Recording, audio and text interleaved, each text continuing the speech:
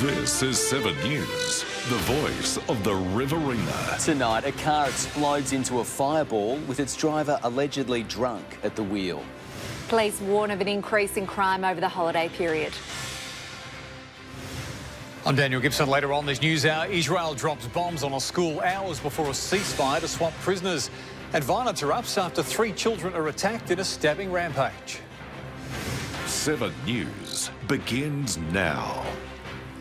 Good evening. A man is lucky to be alive tonight after the car he was driving crashed and burst into flames. The 31-year-old allegedly returned a breath test reading more than 4 times the legal blood alcohol limit and has since been charged. Emily Francis joins us now with the details on this. And Emily, tell us what happened. Wagga Wagga police were on patrol when they came across the car in a ditch in North Wagga. Police were able to remove the driver from the car just moments before it burst into flames. Due to gusty conditions, the blaze spread and burned through 300 metres of grass, but the fire was extinguished soon after. The driver was taken to Wagga Police Station where he was charged over the crash. It's not only your own life that you're putting at risk, you're putting the community, any other people that might be in the vehicle with you. The 31-year-old driver fronted Wagga Local Court today and was granted conditional bail. Maddie. Thanks for the update, Emily. Emily Francis reporting there for us tonight. As we head into the festive season, Riverina police are ramping up their safety operations. The focus is on roads and home security, with sneaky criminals known to target people who go away for the holidays. The most wonderful time of the year can quickly take a turn for the worst. Criminals are incredibly aware that many people head out of town for Christmas and target vacant homes. Make sure you lock up. It's very easy to leave a door unlocked, but one of the things that people take for granted is the internal door between the garage and the house. So make sure you lock the internal door too. Riverina police are ramping up patrols over the holiday period, but are urging residents to do their bit as well. Making sure lawns are freshly mowed before you leave, putting lights on timers, and ramping up home security can go a long way in deterring thieves. Ring cameras, like doorbell cameras and CCTV, are fantastic. The dangers also extend to our roads. Preparation before embarking on a long holiday journey is key. If you're not mechanically minded, drop it into your local mechanic, get the tyres, check the windscreen oil, fluids, all the safety things. 2023 has been a horrific year on New South Wales roads, with 322 people killed and almost 10,000 seriously injured. Dozens of those were right here in the Riverina. Highway Patrol officers are asking the public to take extra care and personal responsibility for their safety. Manage your fatigue, plan your breaks. You really don't want to be travelling any more than probably 2 hours, whether it's just to stop for a coffee break or a toilet break or whatever. A final security tip for online shoppers: be mindful of delivery. A number of reports are rolling in of parcels being stolen off front porches. And consider having it delivered somewhere else. It doesn't need to be at home. Deliver it to your workplace. I know that Amazon's heading here for me at the moment. Samantha Costin, 7 News. The region's fuel prices are the lowest they've been in months. It's welcome news for drivers, taking the pressure off Christmas budgets. Pulling this lever can be a tight squeeze for some, but what goes up must come down. Now, what does that mean for the Riverina? It means that prices in some areas have fallen and fallen quite considerably, but there is still heavy falls to go, or certainly we hope so. Wholesale prices are down from record highs in recent months, and it's starting to trickle down to customers. And that's because global oil prices have been dropping.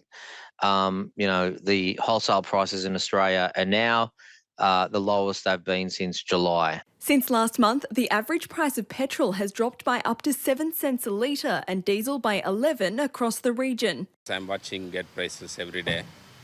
It's slightly going down compared to last month. As fuel prices drop, the festive spirit is set to rise. Oh, it'd be so much cheaper. We could go on a holiday. But many are still paying triple figures to fill the tank. Business is doing okay. While a future pump price reduction isn't guaranteed, the experts are hopeful of some future relief over the festive period. Maybe after Christmas, it may go down again. And unless we see something drastic happen on the world stage with oil prices, then that's the forecast in the short term at least. But the NRMA is not confident of another cut in fuel excise. We don't think it's the right way to deliver relief at the Bowser. The bulk, the overwhelming majority of what we pay at the Bowser is driven by global factors. It's not driven by the fuel excise. Instead, the peak monitoring body is calling on the government to use the money where it's needed most. Government will raise $23 billion this year alone from motorists through the fuel excise. But what we've always said is that that should go into fixing the road network. Emily Francis, 7 News. Junee Council is in discussion with the Commonwealth Bank to keep its branch in the town open permanently. It comes after the shock announcement that the bank will close its doors in 3 years' time, leaving Junee with no physical bank branches. Now conversations are moving towards a solution, but there comes with a catch. It'll require residents in Junee to support the Commonwealth Bank. That means switching mortgages, personal loans and bank accounts over to the major lender. That's where the money is, and any business, needs to have an income. And the bank is a business. Meanwhile, Wagga, which already has access to 9 bank branches, could soon be securing another. The Regional Bank of Australia has begun advertising a potential Wagga branch, but they haven't given any details about the timing. The RBA governor has blamed inflation on services such as haircuts and trips to the dentist. Hairdressers and dentists are hitting back, saying blaming them is ill-informed and damaging. The newly appointed governor is not scoring any brownie points with Australians after saying inflation is a homegrown problem and partly blaming trips to the dentist. It's pretty unfair to compare providing dental services with things like hairdressing and dining out because we would consider ourselves to be an essential service. It contradicts a widely held view that higher prices are driven by global factors out of Australia's control, and it's disappointed dentistry practices who say the Reserve Bank shouldn't be handing out healthcare advice. If you're forced into a position where you're skipping things like that, it does have flow-on effects for your health and your family's health as well. Dentists say they understand how the cost of living is affecting their patients and are trying to minimise the pain. Current inflation, as far as I'm aware, is sitting on about 5.4. Dental prices have only gone up since the last survey in 2020 by 3.7%, which is not much when you consider how much the cost of living's gone up. The RBA's take on why inflation has blown out has sparked anger among local businesses who themselves are doing it tough. I put on specials, try and encourage people to join the film club where they get discounts. The comments are a blow to regional areas where recreational activities add to the town's heartbeat. People want to get out. People want to have some sort of form of entertainment. They will not spend their discretionary spend if they haven't got it. The RBA has warned that further interest rate pain is on the way. Marla Summer, 7 News. Well, it might not be the perfect boating conditions, but as the weather warms up, more people are heading out onto the water. This weekend, New South Wales Maritime is launching Operation Stay Afloat to keep the inland waterways safe. Shining a spotlight on inland boating safety. So there's a lot of inland hazards. There's a lot of submerged objects. The land obviously becoming more exposed with shallower waters. There's a lot of users in inland waters, so a lot of people trying to use the water at once in such a small area. There's a lot to keep in mind so you and your boating buddies are safe. Sudden weather changes are just one. So wind change and storms and things can really swing around quite quickly. And I have seen personally a lot of people get stuck out with that. So it is something that people need to consider when heading out. The warning is clear. Be aware of what's around you when you hit the water this summer. Experienced boaties say even still waters can present unexpected dangers. You've got to be aware of your environment. I mean, it looks lovely and calm at the moment, but we can have a storm come and hit and you'll end up with 30 knots. However, he says for the most part, water safety is about common sense. Water safety is common sense, really. And life jackets, you've got to have them. Regardless of the weather. They're uncomfortable. On hot days, we still sail wearing them. Hugh Pearson, 7 News. Well, Kirsty is here now for a look at today's weather conditions. And Kirsty, we've seen a few showers around today. That's right, Nick and Maddie. Hello to you both and good evening, everyone. We also slept through some very warm conditions. We had quite a lot of cloud cover overnight, which trapped in that heat from yesterday. Minimums as high as 19 degrees in Wagga. That's at least 8 degrees warmer than our minimum November average. Some scattered showers also moved across the region from around 5 a.m. with more heavy downpours in Narrandera about lunchtime. So far, 15 millimetres has fallen. Lighter showers in West Wyalong. We've seen about 4 millimetres in the gauge and 5 millimetres for Wagga just this afternoon. Thunderstorms also in the west. There is the chance they could become severe overnight. It was, of course, windy and humid once again today. We are expecting some heavy showers tomorrow morning, and we'll have a look at what upcoming rainfall is forecast across our weekend. I'll have a look at all those details a little later. A lot of rain on the way by the sound of it. Yeah, there will be a bit. Yeah, good to hear. Thanks, Kirsty. We'll see you in a couple of minutes. Still to come in 7 News, roadworks between Wagga and Albury hit an all-time high. And fighting fit, Colcan gets its very own gym. And a little later on this news hour, we are hours out from Hamas releasing hostages in a major prisoner exchange. Some serious questions, though, over Australia's border security after the arrival of an asylum seeker boat, and violent protesters launched fireworks at police in Dublin. Welcome back. New COVID-19 vaccinations targeting common variants of the virus will be made available next month. It comes after fears cases will spike again during the holidays. The new vaccines are designed to target one specific variant. In Wagga, local chemists are gearing up for new stock to be delivered next month.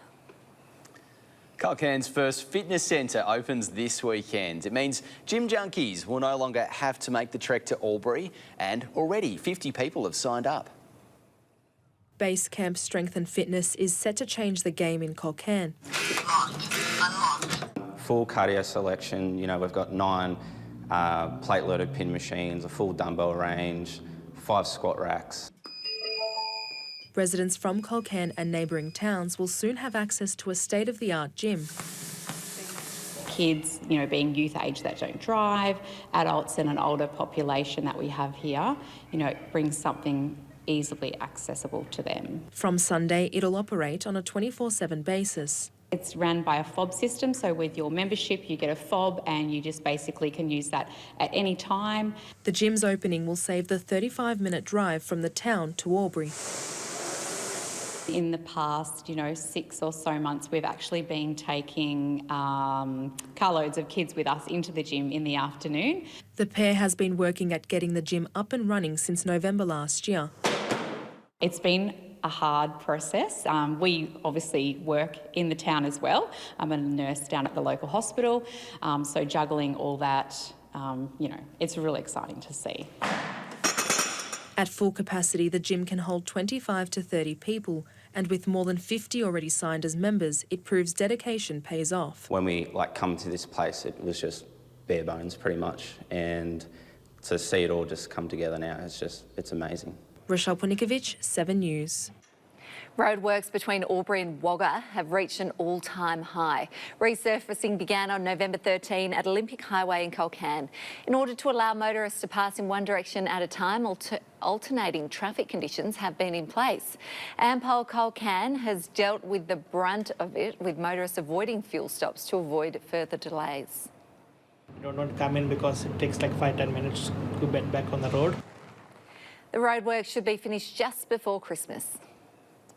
The Wagga community is being encouraged to sign up for a fishing competition this weekend at the Boat Club.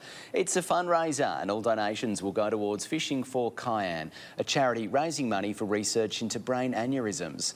The charity was set up in memory of Wagga boy Cayenne Armstrong, who passed away last year at just 15 years of age. We'll be having a community fishing day with 3 different categories, 0 to 12, 13 to 17 and 18 plus. Cayenne absolutely love fishing, whether it was with mates or family. Tickets for Sunday's event can be bought online for just $5. Still to come in 7 News, Tumit's list of departing players grows longer as the rugby league pre-season approaches. And some of the best female golfers in Australia put the Wagga Country Club on the map.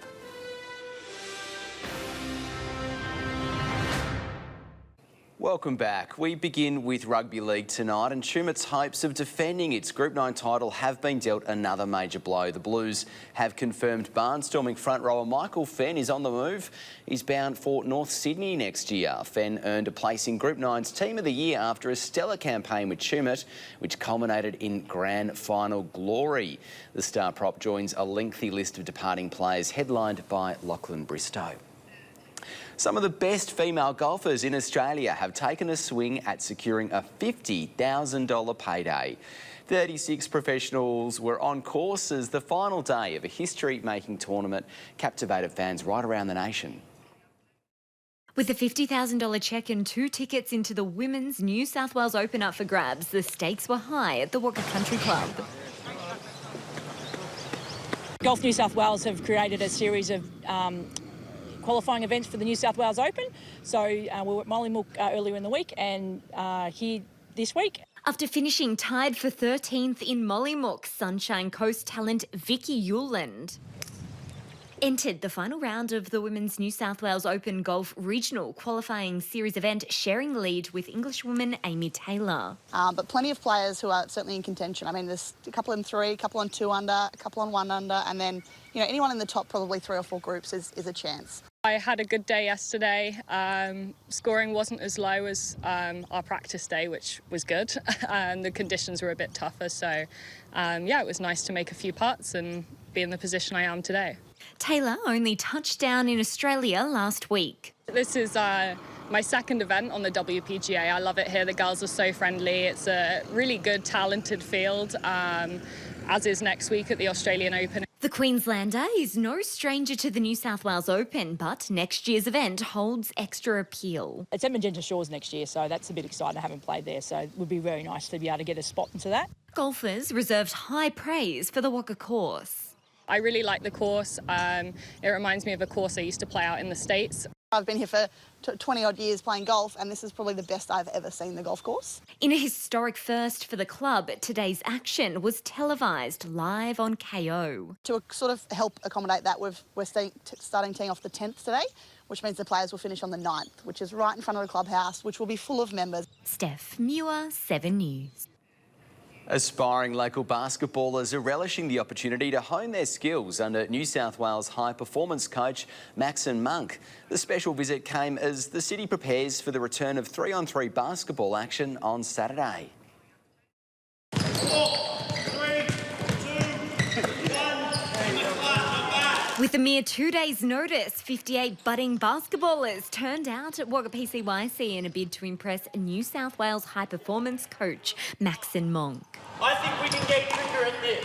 So we're still going to 5, we've got 1 player on 3. Done a little bit of a Riverina tour and he was generous enough to come and to take a lot of our rep players through a session. And then after that we got a bunch of our coaches in to have a coaches meeting. Monk put Wagga Heat Juniors through a series of transition drills designed to help young players better understand the style of play and terminology preferred by Basketball New South Wales. It's hoped the experience will help relieve some of the challenges facing regional athletes when they venture to trials or into training camps. Stuff like that is unreal for our association. It's great to see Basketball New South Wales getting out and committing to the country towns, the regional areas. Monk's visit comes as local basketballers prepare for the return of 3-on-3 action tomorrow. The Champions League basketball event will kick off at 10 a.m. inside Wagga PCYC and cater to juniors through to elite players. These are always great events. Our very first event, we had one of the biggest turnouts that they had ever had.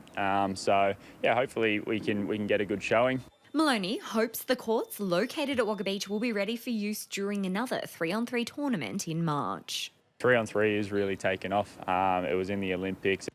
Steph Muir, 7 News. To cricket now, and Hayden Pascoe will captain Lake Albert for the second week in a row after Rob Nichols stepped down from the Bulls' top job.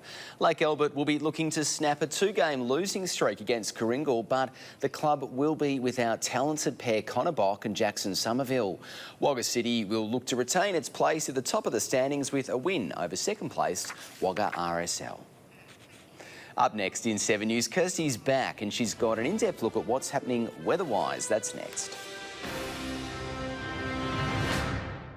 Good evening, everyone. A low-pressure system is generating unstable weather while troughs over New South Wales are triggering showers and thunderstorm activity. We're feeling humid conditions too, with warm winds being pulled southwards into New South Wales and Victoria. We'll likely get a brief reprieve from the wet weather on Monday before troughs gain moisture again into early next week, leading to more rainfall. Now, some parts of the state could see more than 100 millimetres of rain, particularly if those severe thunderstorms develop. Thunderstorms by their very characteristic give inconsistent rainfall totals, so fairly broadly speaking we could see rain amounts of around 50 millimetres. Taking a look to our weekend forecast, and heavy showers are expected tomorrow morning, becoming intermittent across the day. We are expecting anywhere between about 5 and 15 millimetres across the Riverina. Those storms likely to develop.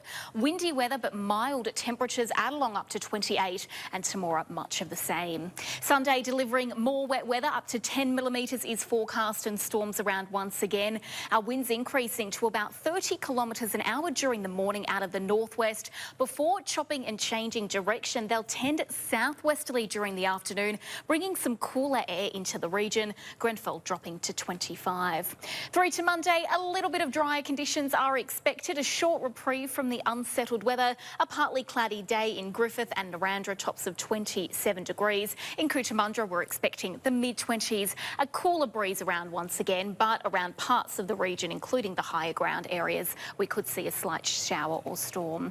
If we take a look now to the week ahead and the following week, I should say, and the weekend, we are expecting those showers to increase again through Tuesday and mid next week as a new trough develops. Certainly drizzly and stormy conditions on the forecast for the weekend. A bit of a cooler change moving through also on Sunday. Yeah, very wet week ahead by the look of it. Yeah, that's right. Thanks, Kirsty. See you later. And that is your local news for the night and for the week. Thanks for watching. You can catch up on our website or, of course, at 7plus. Right now, though, Dan has your national news. Have a great weekend. We'll see you again on Monday night from 6 o'clock. See you there.